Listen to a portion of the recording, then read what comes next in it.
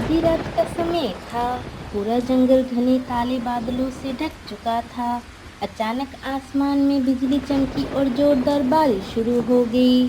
तेज हवा के हर झोंके के साथ चिंकी का छोटा सा घोंसला जोर जोर से हिल रहा था। माँ, हमारा घर इतना हिल क्यों रहा है?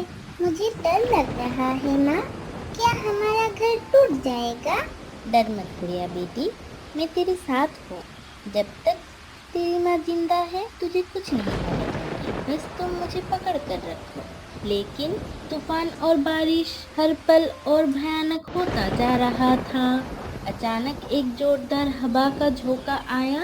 उनका छोटा सा घोंसला टूटकर नीचे गिर पड़ा।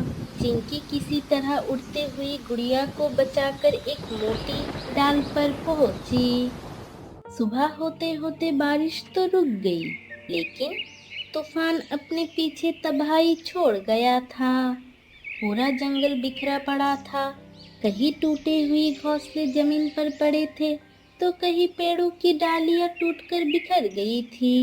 हर तरफ उदास पक्षियों की आवाजें गूंज रही थी।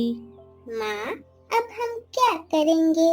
गुड़िया बेटी, हर मुश्किल का कोई ना कोई रास्ता जरूर होता है। तुम यहीं आराम से बैठो बेटी, मैं जंगल में देख कर आती हूँ। शायद हमें रहने के लिए कोई सुरक्षित जगह मिल जाए। जल्दी आना माँ। ठीक है बेटी, मैं जल्दी आऊंगी, लेकिन तुम यहाँ से कहीं मत जाना, यहीं पर रहना। चिंकी नए ठिकाने की तलाश में उड़ते उड़ते जंगल के एक ऐसे हिस्से में पहुंच गई जहाँ वे पहले कभी नहीं आई थी।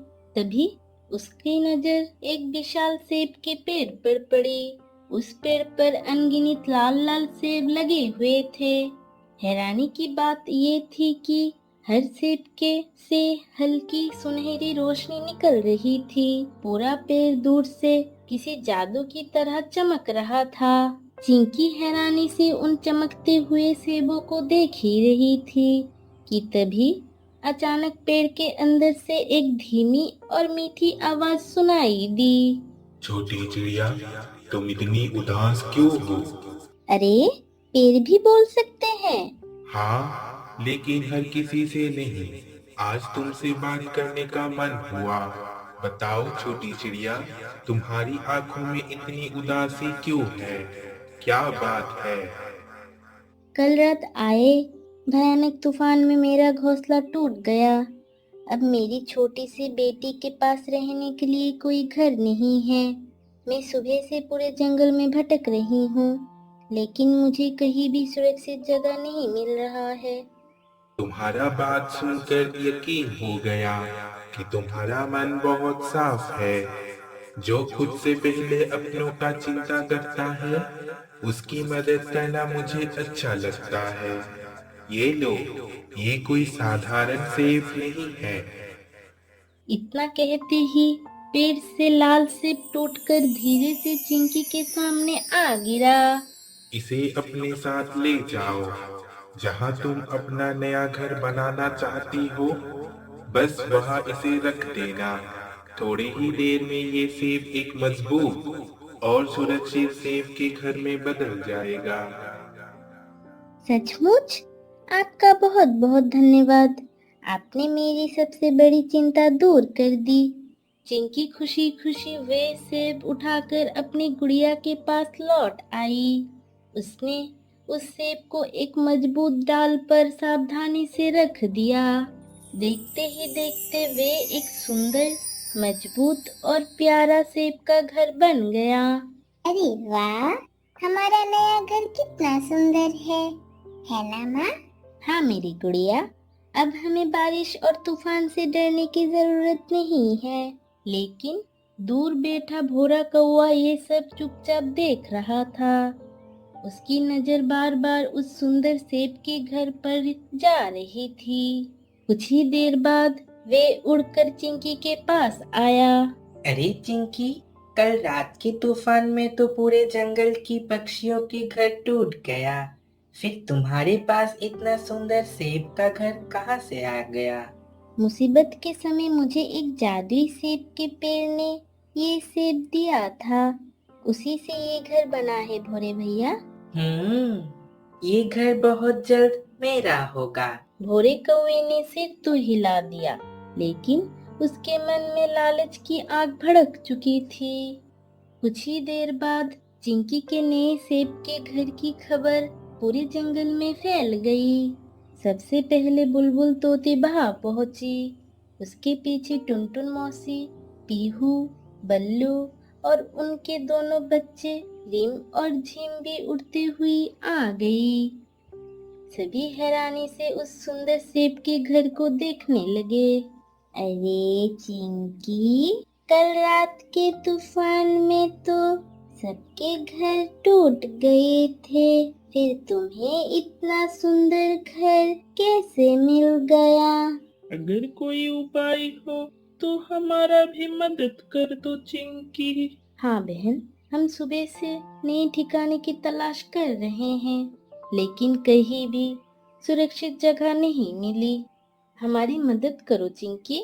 मैं कोई बाधा तो नहीं कर सकती, लेकिन जिसने मेरी मदद की थी शायद वे आप लोगों का भी मदद कर दे। आप लोग चलिए मेरे साथ। इतना कहकर चिंकी अपने सभी दोस्तों को उस जादुई सेब के पेड़ के पास ले गई। बल्लू ने सभी की परेशानी उस जादुई पेड़ को बताया।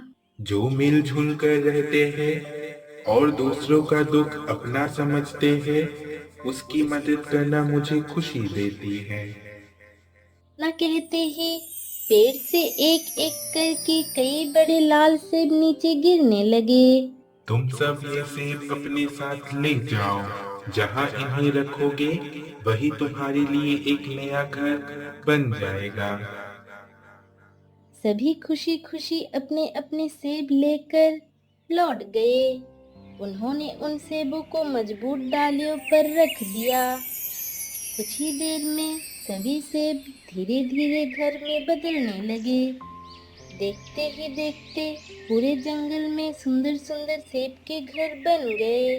बुलबुल तोती, टुनटुन मौसी, पीहू और बल्लू बार बार चिंकी को धन्यवाद कर रहे थे। उस रात सब पूरा जंगल गहरी नींद में सो गए। भोरे कौवे चुपके से एक तेज टांगी लेकर चिंकी के सेब के घर के पास पहुंचा। जैसे ही उसने टांगी उठाकर घर पर वार करना चाहा, अचानक पूरे सेब के घर हल्की गूंज फैल गई। रुक जाओ लालची भोरे कौवे। ये घर दया, मेहनत और नेक इरादों की ही नींव पर बना है। जिसने इसे छल और लालच से पाने की कोशिश की, उसे सजा जरूर मिलेगा। इतना सुनते ही टांगी भोरे कौवे के हाथ से छूटकर दूर जा गिरी। उसी क्षण भोरे के चारों ओर जादुई चिंगारियां घूमने लगी। देखते ही देखते भोरे कौवे के पंख में आग लग गई।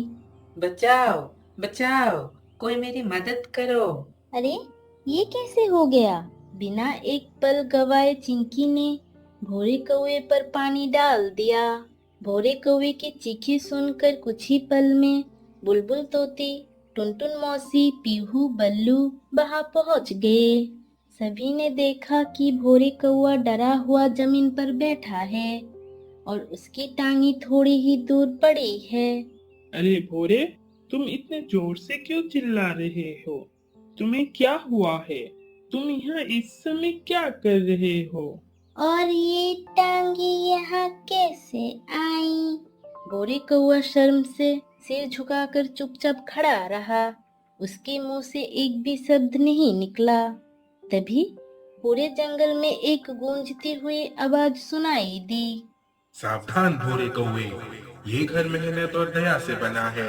अगर तुमने इसे चुराने या नुकसान पहुंचाने की कोशिश की, तो इसी जादुई अग्नि से जलकर राख हो जाएगा। भोरे भैया, अगर आपको भी घर चाहिए था तो एक बार मुझसे कह देते। मैं खुशी खुशी आपके लिए भी जादुई सेब मांग लाती। चोरी करने की क्या जरूरत थी? मुझे माफ कर दो चिंकी, मैंने लालच में आकर बहुत बड़ी गलती कर दी। चिंकी, इसे माफ मत करो।